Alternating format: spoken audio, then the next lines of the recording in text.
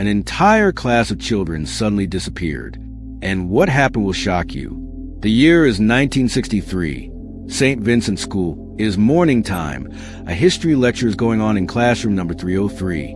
Everything was normal until the teacher, Mr. Walker, suddenly decided to leave the class. But when he returned, every seat was empty. Every student was missing. An investigation began. The police came. The entire school was searched. But what was found was terrifying. Desks were lying as they were. Backpacks were lying on the ground, as if children had suddenly vanished into thin air. There were no signs of struggle. No doors were broken. And the strangest thing was that the classroom windows were locked from inside. Then Frank, an old janitor of the school, told something. Frank was old and had been working in the school for many years. He said he had seen something strange. The basement of the school was pitch dark, with a thick layer of dust on the old wooden floors. Frank saw some books lying under a table, covered with old dust, but as he picked them up, his whole body trembled.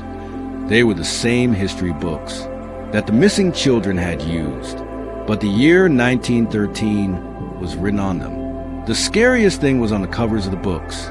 Names were written of the missing children, and next to their names was written just one word: returned.